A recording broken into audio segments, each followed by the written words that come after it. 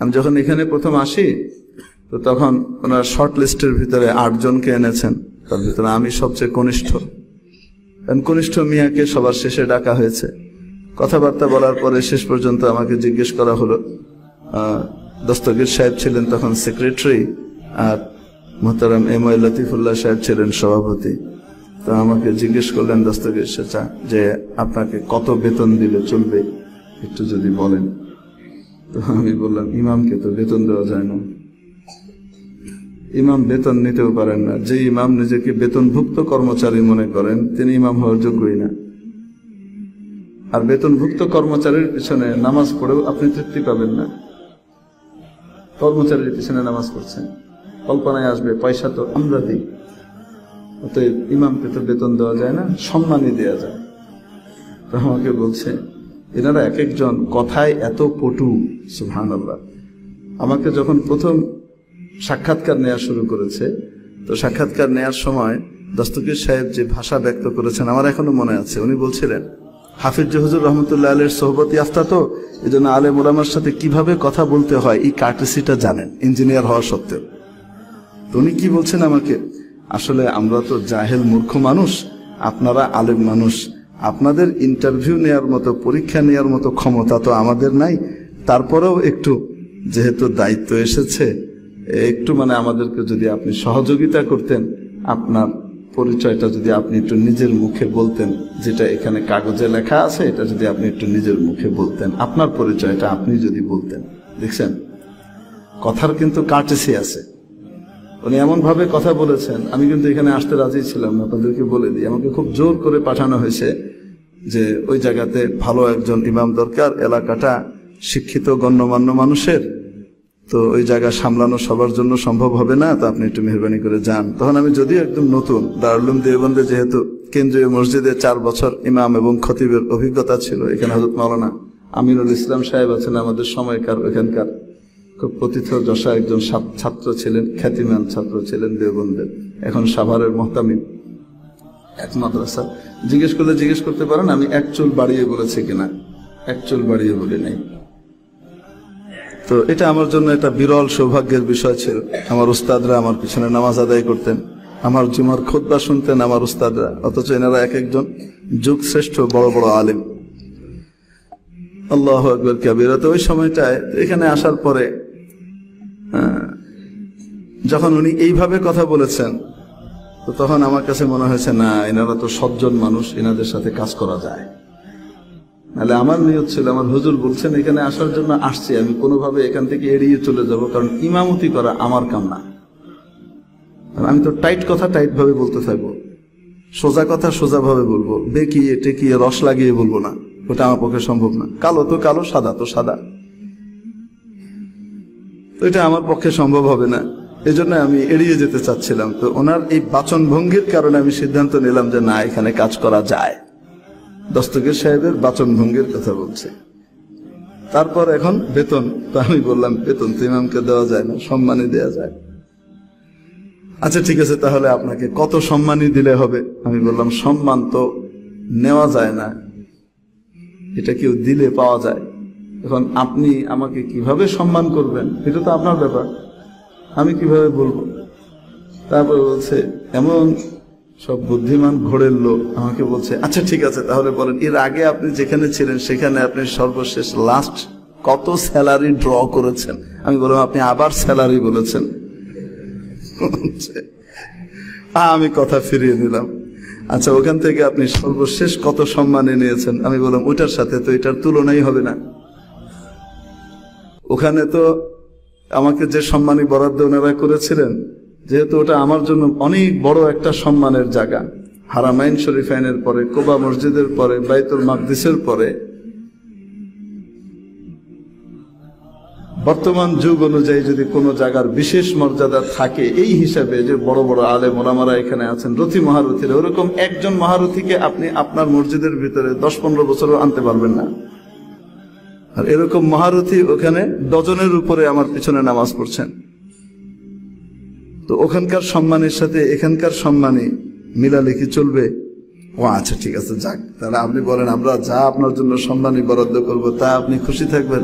আলহামদুলিল্লাহ। তো আল্লাহ শুকর, আমার জন্য তারা কম বরাদ্দ করেননি ওই সময়, ভালোই ওই সময় হিসেবে ভালোই বরাদ্দ করেছেন। তবে এখন বাড়াতে গিয়ে অনেকের কষ্ট লাগে, অনেক টাকা নিয়ে যাচ্ছে, পেরেশানির কোনো কারণ নেই। কারণ আমি কোনোদিন আমার সম্মানী বাড়ানোর জন্য বলি নাই। 5 বছর পরে আমার জন্য সম্মানী বাড়ানো হয়েছে 1200 টাকা। কত টাকা? যখন এই প্রস্তাব উঠেছে বাকিরা প্রতিবাদ করেছে, ভাই বাড়ানোরই দরকার নেই, এরকম ভাবে অপমান করা যায় না একটা লোককে। আচ্ছা ঠিক আছে, তাহলে কি করো, 3200 টাকা করে দাও, দয়া করে আরো 2000 বাড়িয়ে কত করেছে? 3200 বাড়িয়েছে।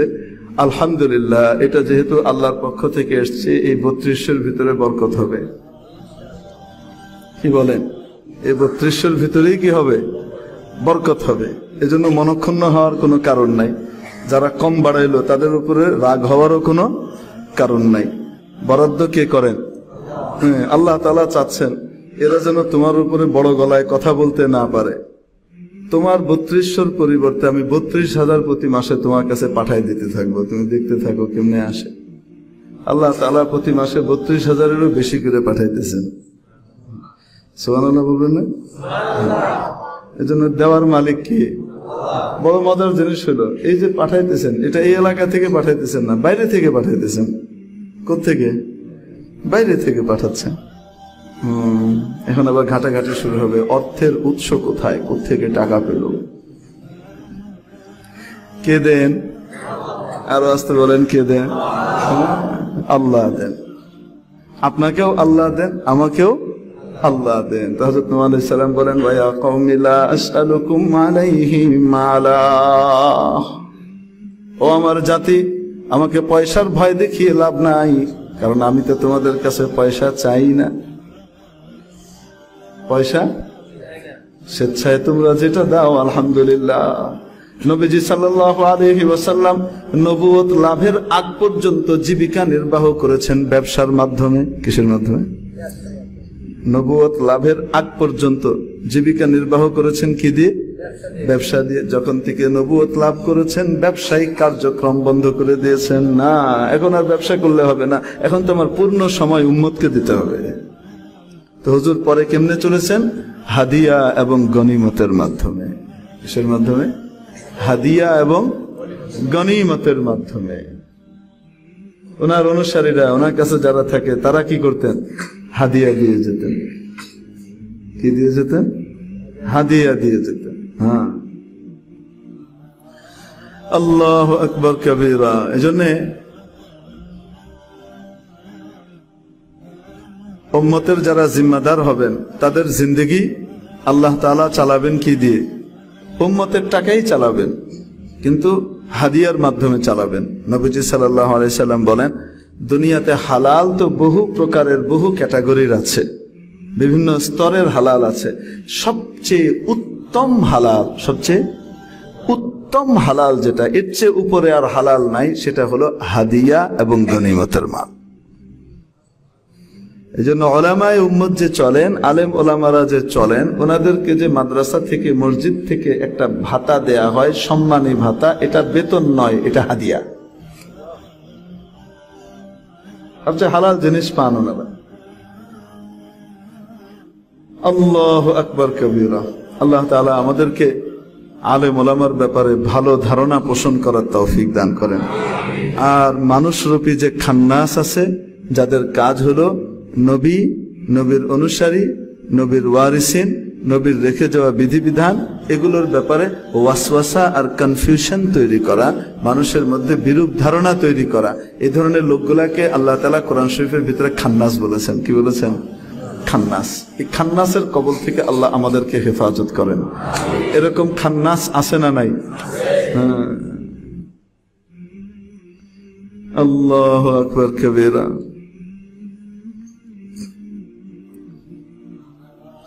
কি কব, আমার শাহী চালচলন দেখে মানুষ মনে করে কি হুজুরের অনেক টাকা।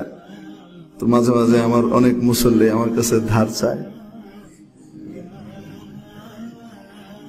আমার কাছে বড় ভালো লাগে ধার চেয়েছে, কিন্তু খুব খারাপ লাগে যে আমার কাছে ওই ধার পরিমাণ পয়সা তো নাই। 2 লাখ টাকা চেয়েছে। আমার চাল চলন দেখলে মনে হয় মাসে 5 লাখ টাকা 7 লাখ টাকা কামাইতেছে। অথচ আমার কি যা আসে তা চলে শেষ হয়ে যায়। আমরা খুশি, আমরা কি খুশি, মরে গেলে জমা খরচ সমান। কি রেখে এসো, কি করছো, এগুলো নিয়ে অত জবাবদিহিতার কিছু নাই। যা পাইছি আল্লাহ খায় দেয় খালাস। যা একটু অতিরিক্ত টাইম হয়ে থাকতো এগুলা দিয়ে মাঝে মাঝে সেন্ট মার্টিন, মাঝে মাঝে কক্সবাজার ঘুরে একটু ঘুরে টুরে আসছে, তোমার কুদরত দিয়ে আসছে, বাচ্চাদেরকে দেখাইছি, দেখ এটা হলো ফ্লাইং ফিশ, এটা উড়াল দেয়।